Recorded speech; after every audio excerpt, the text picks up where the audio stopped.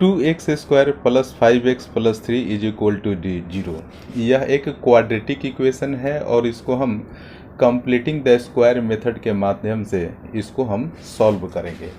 इसका पहला ट्रिक यह होता है कि x² का जो कोफिशिएंट होता है यानी कि 2, इसे हम यहाँ से रिमूव करेंगे। तो इसे रिमूव करने के लिए हमें क्या करना होगा कि पूरे इक्वेशन में हम 2 से डिवाइड कर देंगे। जैसे कि 2x² divided by 2 plus 5x divided by 2, 3 divided by 2 और 0 डिवाइडेड बाई 2। अगर यहाँ 3 रहेगा तो अब पूरे इक्वेशन में 3 से डिवाइड कर देना, तो 2 से 2 कैंसिल हो गया। x² plus 5x upon 2 plus 3 upon 2 is equal to 0 को 2 से डिवाइड करेंगे तो 0 ही होगा। अब सेकेंड स्टेप क्या है कि x का जो कोफिशिएंट है उसका हम हाफ कर देते हैं। तो यहाँ 5 अपॉन 2 इसको हम 2 से डिवाइड कर देंगे, यानी कि 5 अपॉन 2 यहाँ पर 1 लिख सकते हैं और ये यहाँ पर रेसिप्रोकल हो जाएगा 1 upon 2 is equal to 5 upon 4। आपको बस यही निकालना है, तो आप समझ लीजिए कि ये क्वेश्चन सॉल्व हो गया। उसके बाद आपके पास जो बेसिक नॉलेज है उसके माध्यम से इसे सॉल्व करेंगे।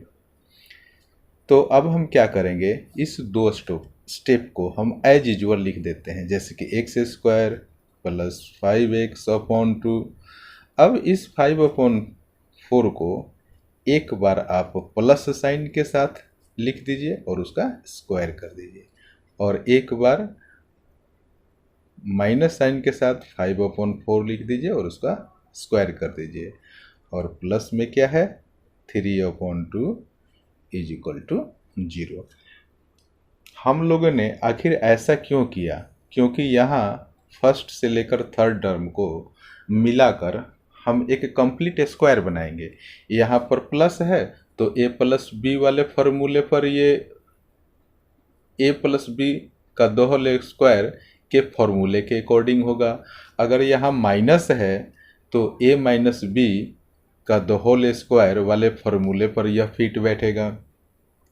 तो आप देखेंगे कि a² plus 2ab plus b का स्क्वायर, तो आप एक बार इसे a और एक बार इसे b मानकर चलिए। a प्लस b क्या है 5 अपॉन 4 का दो होल स्क्वायर, प्लस में है इसलिए मैं इस वाले फॉर्मूले को लूँगा। इसको आप ब्रेक करके देखिए आप, तो क्या हो जाएगा, ये a है और ये वाला b पार्ट है। तो a का square plus 2 into a into b plus b का दो होल स्क्वायर, ये 2 से 4 2 टाइम्स में कैंसिल होगा, तो ये क्या हो गया x² plus 5x divided by 2 plus 5 upon 4 का द होल स्क्वायर। आप ये देख रहे हैं कि सेम चीज़ है, तो इसे आप क्या लिख सकते हैं, x प्लस 5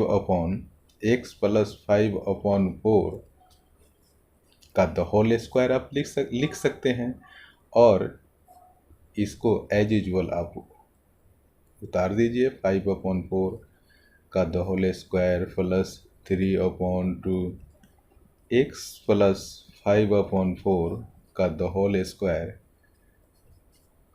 और यहाँ इक्वल टू और 0 लगा दीजिए। इस दोनों पार्ट को आप इक्वल टू के राइट की तरफ भेजिए। तो ये प्लस में है तो माइनस प्लस में हो जाएगा 5 अपॉन 4 का the whole square plus 3 upon, और ये प्लस जब इक्वल टू के दूसरी तरफ जाएगा तो यहाँ प्लस नहीं, यहाँ पर माइनस होगा, इज इक्वल टू का साइन यहाँ है। तो इसको आप क्या लिख सकते हैं, 25 डिवाइडेड बाई 4 4 जा 16 माइनस 3 अपॉन 2, इसको फिर आप एलसीएम लीजिए 16 होगा, और यहाँ 25 माइनस 2 8 जा 16 8 3 जा 24, 25 में से 24 को घटाएंगे आप 1 अपॉन 16 हो गया। तो हमारा क्या हो गया, x प्लस 5 अपॉन 4 का the whole square is equal to 1/16। और जब आप इस पावर को दूसरी तरफ जब भेजेंगे तो x plus 5/4 is equal to इधर रूट में बन जाएगा 1/16। आप 1 को 1 मल्टीप्लाइड बाई 1 और 4 और 16 को 4 मल्टीप्लाइड बाई 4 लिख सकते हैं। तो इसका रिजल्ट हुआ प्लस माइनस 1/4। अब आप क्या करेंगे, यहाँ पर x plus 5/4 is equal two plus minus 1/4 हुआ, तो एक बार प्लस 1/4 को लेकर चलिए। मैं यहाँ पर लिखते रहा हूँ x plus 5/4 is equal to 1/4। 5/4 को राइट में ले जाइए, x is equal to 1/4 minus 5/4।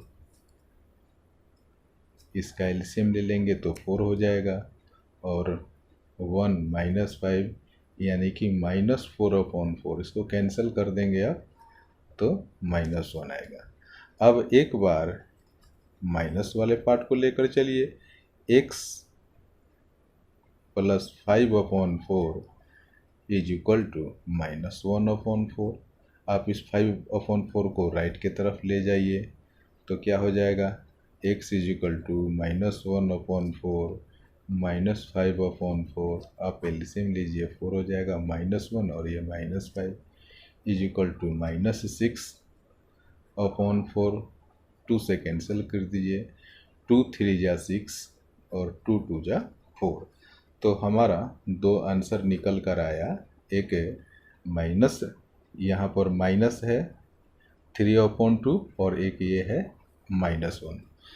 अब हम क्या करेंगे, सेम क्वेश्चन को एक बार हम मिडिल टर्म स्प्लिट मेथड के माध्यम से बनाकर हम आंसर का वेरिफिकेशन करेंगे कि क्या हमारा आंसर सही आया है। तो देखिए हमारा 2x² plus 5x plus 3 is equal to 0 है। यहाँ पर AC I mean 2 multiplied by 3 that is 6। अब हम बीच वाले टर्म को इस तरीके से ब्रेक करेंगे कि दोनों को जोड़ने पर 5 आ जाए और दोनों को मल्टीप्लाई करने पर 6 आ जाए। आप 6 का फैक्टर निकाल कर देख लीजिए। एक क्लू आ रहा है 2 और 3 का। तो हम 5 के बदले 3x प्लस 2x लिख दे रहे हैं। दोनों को जोड़ने पर 5x आ जाएगा और मल्टीप्लाई करने पर 6 आ जाएगा। तो बाकी को 2x² को हमने आगे ऐड कर दिया और 3 को एज यूजुअल हमने उतार दिया।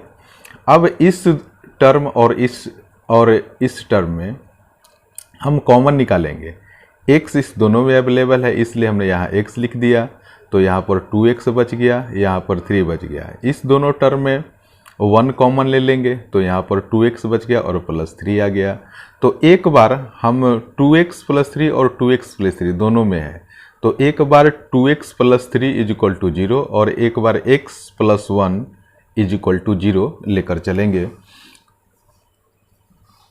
x plus 1 is equal to 0 जब प्लस 1 इक्वल टू के दाहिने तरफ जाएगा तो ये -1 हो जाएगा, x इज इक्वल टू -1। और यहाँ 2x plus 3 is equal to 0, इसलिए 2x इज इक्वल टू, इस 3 को इक्वल टू के राइट की तरफ ले जाइए तो ये -3 हो गया। यहाँ 2 और x मल्टीप्लाई में है, इसलिए x इज इक्वल टू ये 2 -3 के डिवाइड में चला जाएगा, यानी कि -3/2। तो आप देख सकते हैं कि पहले हमारा आंसर आया है a का -1 और -3/2। दूसरे केस में भी हमारा आंसर आ रहा है, देखिए आप, -1 और -3/2। इससे यह स्पष्ट हो जाता है कि हम लोगों ने जो क्वेश्चन बनाया है वो बिल्कुल सही है। इसके साथ साथ मैं 40 क्वेश्चंस का एक सेट दे रहा हूँ। इस सारे क्वेश्चन को आप लोग बनाइए, और किसी भी तरह का प्रॉब्लम है तो कृपया कमेंट बॉक्स में आप टेक्स्ट कीजिए। मैं उस क्वेश्चन को बनाकर फिर आप लोगों को शेयर करने का प्रयास करूँगा। Thank you so much for watching this video.